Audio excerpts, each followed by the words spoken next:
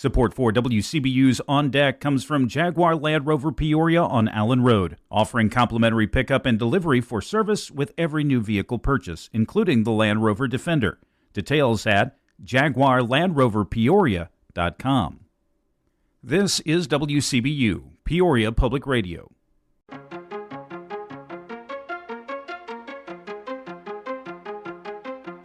The Peoria area's first LGBTQ+ community center opens soon. That's just one of the things you want to hear about to start your day for Monday, May 20th. I'm Colin Shope, and this is WCBU's On Deck.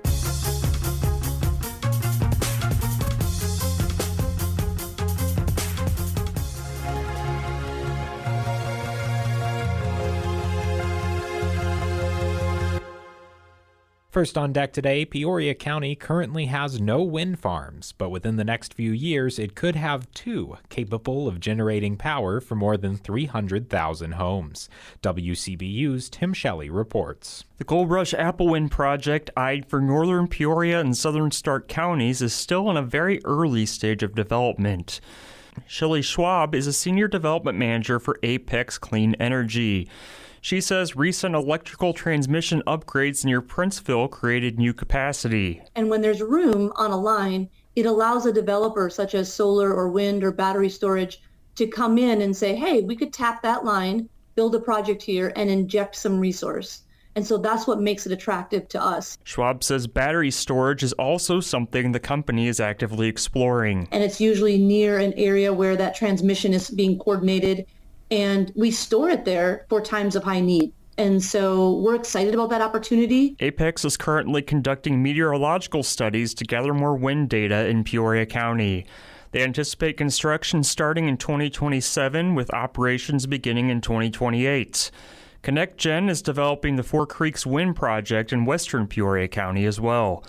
This year, the company is conducting studies before submitting a special use permit application to the county.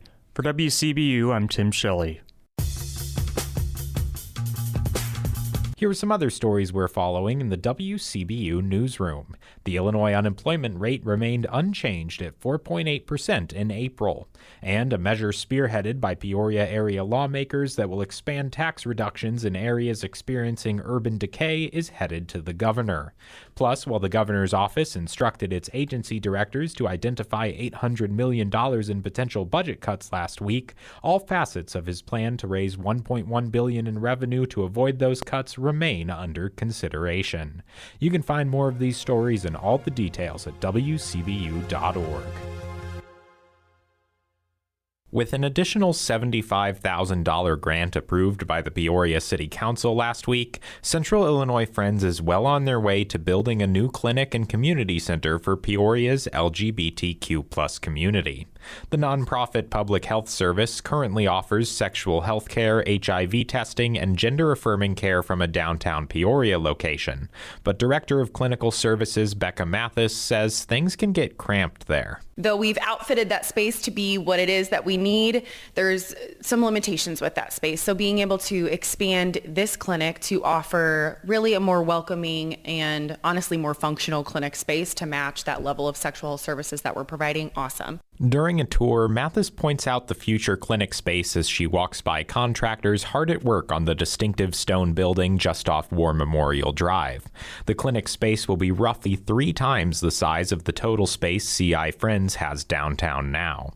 That includes a waiting area, multiple exam rooms, and a restroom with a pass-through compartment to a lab. What we will also be able to do more tangibly in this clinic is our gender-affirming hormone therapy. So though we can do that at several of our satellite locations, this space, again, will offer just a little bit more comfort and functionality. The nonprofit's medical staff include nurse practitioners, phlebotomists, certified medical assistants, and prevention specialists.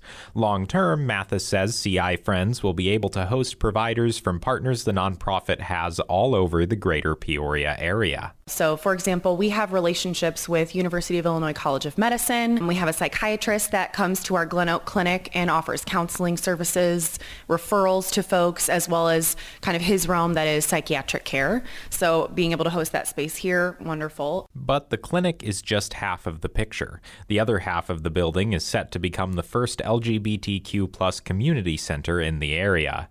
That includes an LGBTQ+ library, meeting spaces, and multi-purpose rooms the community can rent for free, and office space for other area advocacy groups. Peoria Proud, Peoria Transgender Society, a lot of these groups are volunteer-based and they don't have their own brick and mortar to operate out of. So we will have a designated office and working space for those friends within our community to meet with families, to meet with individuals, to be able to run their own programs, or even just have a place to sit down and do emails that isn't like their kitchen counter. Mathis says the journey to finalizing plans for the building took years. While the space expands the services CI Friends can provide and how they can provide them, it will also functionally be a headquarters for the nonprofit to operate from. When you enter the building, above the clinic space on the left and the community space on the right, an open atrium of sorts provides a clear view up to the nonprofit's second-floor offices. I mean, this has been over 4 years, I would say, in the making of really identifying from the LGBTQ plus community perspective what needs to be here, what services should be offered, what should the building look like, what should be the general look and feel. But Mathis says finding the building was a moment of certainty, not just for its distinctive look and feel, but also for its location and accessibility to a broader segment of the community. It's not just in the middle of the city, but it's kind of, you have to intentionally come here. And there's also a sense of openness to this building that was really pinpointed by our folks. And expanding that reach is important for Mathis and the nonprofit. When completed, she hopes the center fills in the gaps for people. If they're struggling to access care for whatever reason with another group or in their region, that we are able to offer not only the physical space, but also the staff and the team capacity to help network through resources, how to eliminate some of those barriers. Mathis says the $75,000 in American Rescue Plan funding awarded last week is a significant push as the new center gets closer to the finish line. But with this grant's focus on construction, Mathis says it will be easier to make the clinic everything it needs to be to serve Peoria. The community center and clinic are both expected open later this summer. Now, before we let you go, today is the Spring Food Truck Festival at the Connect Center in Washington. From 4 to 7:30 p.m., you'll find food trucks, balloons, face painting, and music outside the center on Washington Road. And that's all for today. You can subscribe to WCBU's On Deck podcast on the NPR app, Apple, or Spotify.